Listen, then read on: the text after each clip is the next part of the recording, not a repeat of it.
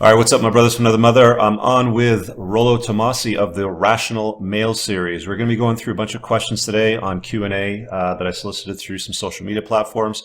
Those of you that are familiar with Rollo need no introduction. Those that aren't, I'm going to leave some links in the description below for his work, to his books and to his blog. Rollo's a red pill pioneer and a guy that I can say for myself personally has opened my eyes to the way the world works. And I know he's woken up a lot of guys that have been sleepwalking through their life as well. So we're going to get a bunch of questions today. Leave a comment below and smash the like button and show this to somebody that might need to see it. All right, Rollo. So one of the things that I came across in the last couple of years was the acronym Mgtow, men going their own way. There's a large community around it. There's a lot of YouTube channels that put out regular Mgtow content. It's from my view, from my perspective, there's like the stepping or like a sliding scale where it's like a level one type of Mgtow will go out and date, but they never commit to a long-term relationship, versus the guy on the other end of the scale who's living in a cabin off the grid in the woods with no electricity, has no bank account, doesn't deal with the government. So I want to hear about your view. You get a lot of comments on your essays that you write, and you get a lot of feedback from the community. What's your view on Mgtow as a strategy for men? And what are your thoughts around that? All right. I think that Mgtow guys get kind of maligned in the manosphere. I I understand why they would want to sort of go Mgtow and not have to deal with the game, and why they would want to check themselves out. On the other hand, I don't agree with making oneself uncompetitive, whether that is in the sexual marketplace or that's in any other sense of life. That's not to say that all MGTOWs are like that. Okay, I think that there are one thing that a lot of guys in the sphere don't really understand is that there's many different branches of MGTOW. There's the guys who are hard, like you were just saying, the hardcore MGTOWs who go, want to be, hermits in the woods. And then there's guys who are, MGTOW who, if a woman comes up to them and wants to have some fun with them, they're not going to push her away, but they're just simply not going to live their lives according to what the feminine imperative would have them do. So I think that there's a spectrum of guys who are very, very militant MGTOWs, and then there's guys who are MGTOW, but they'll date, or whatever. I think that if you are red pill, and I still think there's a lot of crossover between red pill and MGTOWs. I think that if you are in any way red pill aware, you can't help but not be a man going your own way, because once you're cut away from that blue pill paradigm, you are officially on your own. You've got to make things up as you go, because you have an awareness that most other guys simply don't have anymore. I think that if there's a downside to MGTOW, it's a want to cut themselves away from a game that they really can't cut themselves away from. But on the other hand, I can understand why they would want to do that, because it sucks. I mean, especially, I think that a lot of guys think that MGTOWs see themselves as victims. And if you were to ask a MGTOW guy, does he think himself as a victim, they will tell you that they don't think of themselves as victims. They've just made a choice. So I think it's wrong to classify MGTOWs as believing that they're victims. There may be some. Maybe there's like I said, there's a spectrum of MGTOW, but I think that by and large, most MGTOWs don't see themselves as victims. I think that they're just, again, making a decision that seems the most pragmatic. And really, what's more pragmatic than just wanting to exit the game and wanting to just be your own person, be whoever you are, what you are. I mean, really, there's parallels to that in hardcore feminists. Feminism is famous for saying that a woman needs a man like a fish needs a bicycle. We don't need no men, okay? But we like men. We want them around, because if you're still a heterosexual, militant feminist, you still want to get laid, however difficult that may be. But I think that the want for sexual companionship, or just companionship in general with the opposite sex, is not going to go away. You're not going to be able to exit the game, and you're going to be stuck in the same situation that those feminists who don't, who a fish needs a bicycle for, will find out later that they would really like a bicycle, you know. And when I get into Mgtow, it's really hard not to step on guys' toes. Because, like I said, there's so many different guys. There's different guys that are Mgtow who want to go ride their motorcycles across the country and have some sort of freedom that most other guys don't have. And so those guys represent one aspect of that spectrum. And I think that if you look at things in terms of what the most militant Mgtow is, and the guy who is married and lives his life for his kids and his overbearing wife, and he does what he's supposed to do, and he goes to work every day, and he works at this miserable shit job, and he loathes going home because he doesn't want to go see his wife. You see that degree of that particular lifestyle for man, and then you see the opposite side of that spectrum, which is the Mgtow who has complete control over his life, has no responsibilities, at least as far as women are concerned. So I think that the spectrum really needs to be broadened, not from just a Mgtow side of things, but also it needs to be broadened into guys who are playing the game, guys who are involved in what is the I'm just thinking, what's the worst intersexual condition that I can think of, and what is the best situation that I can think of for a Mgtow guy.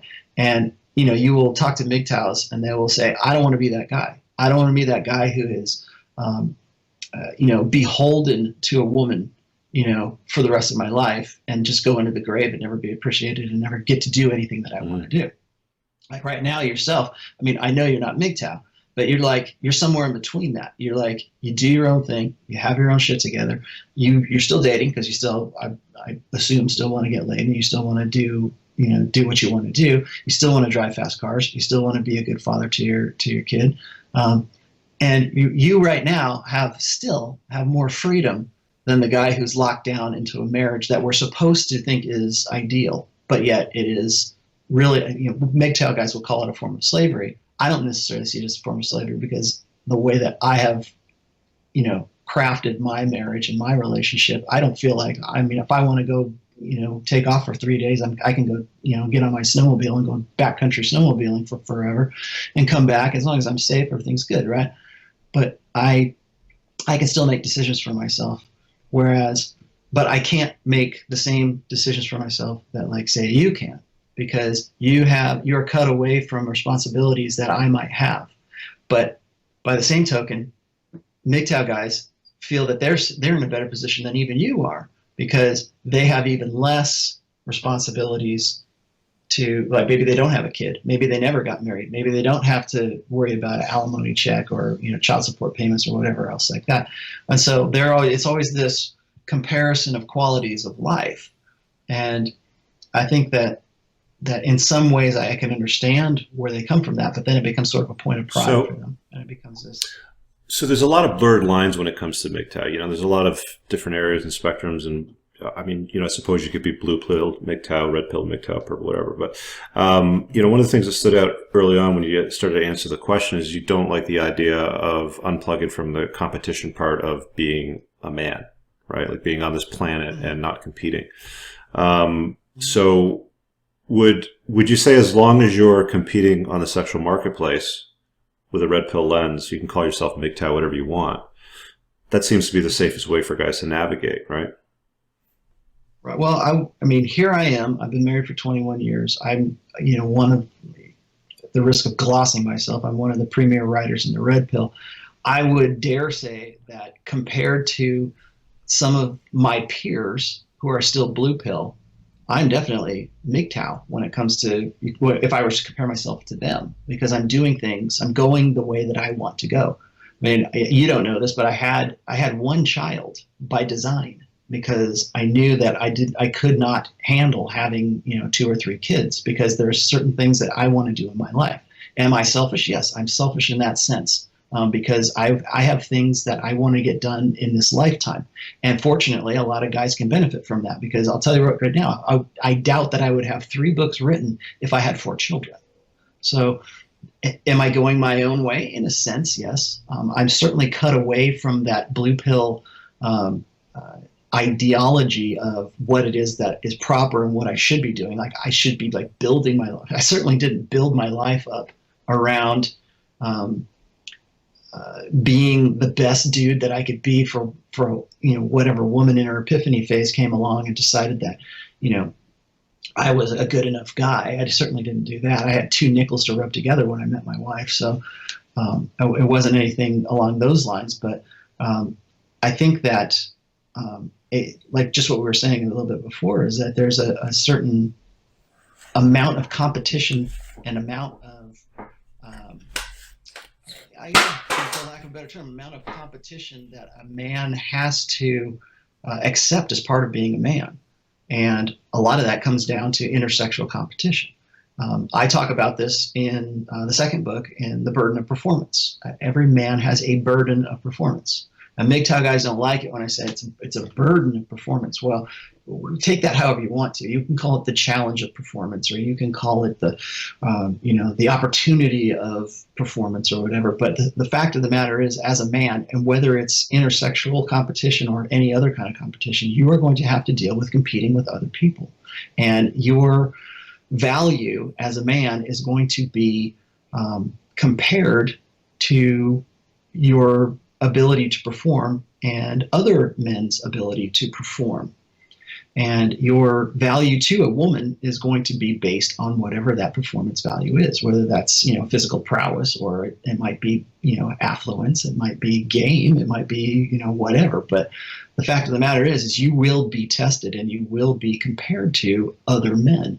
And that's why I'm saying you don't get to exit that. You don't get to get away from your burden of performance. And I'm glad we kind of got into this, because the burden of performance is one thing that I think that blue pill guys really, really struggle with, because they want to believe that in an equalist, egalitarian social order, that it doesn't matter what they do. It doesn't matter if they perform well. It shouldn't matter whether they make $1 million, or they drive a nice car, or that they look like Chris Hemsworth. It shouldn't matter, right? Because it's what's on the inside that counts, right? That's what we've always been taught forever. And what that is that is a retreat from the burden of performance.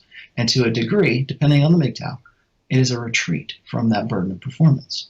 And that it shouldn't matter, because if women don't matter, then it doesn't matter what I do, right?